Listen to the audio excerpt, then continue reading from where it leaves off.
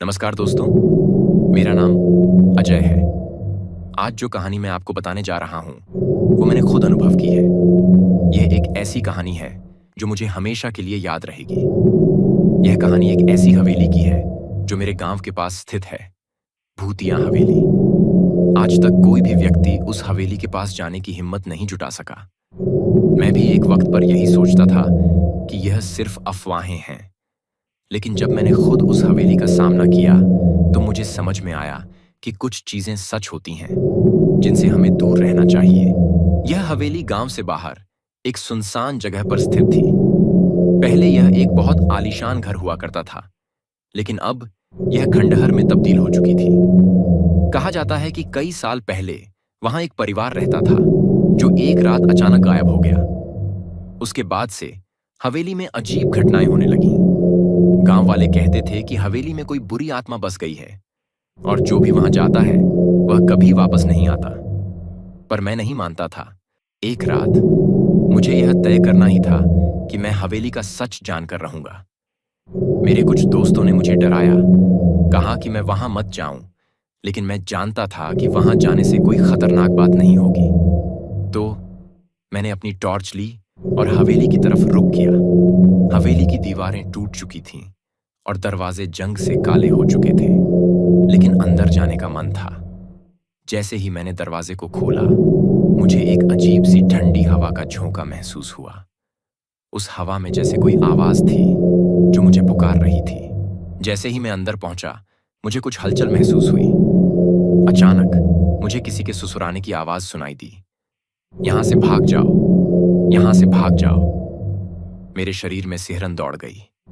पहले तो मुझे लगा कि यह मेरी कल्पना हो रही है, लेकिन फिर मैंने देखा कोने में एक पुराना पियानो खुद ब खुद बज रहा था। मैंने कदम बढ़ाया और जैसे ही पियानो के पास पहुंचा, वह बंद हो गया।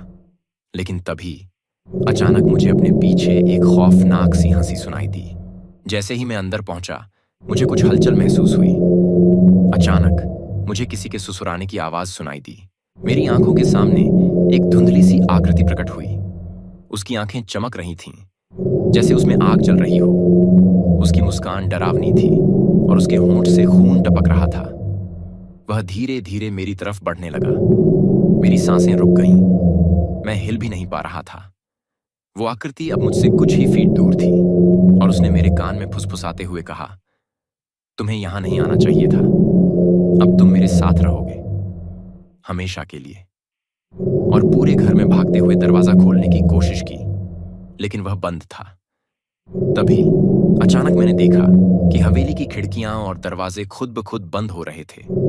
मुझे महसूस हुआ कि जैसे हवेली ने मुझे पकड़ लिया है। लेकिन आखिरकार मैंने एक खिड़की का कांच तोड़ा और बाहर कूद पड़ा। और तब मुझे समझ में आया कि जो कुछ भी था, वह हवेली का हिस्सा था और वह मुझसे कभी पीछा नहीं छोड़ेगा।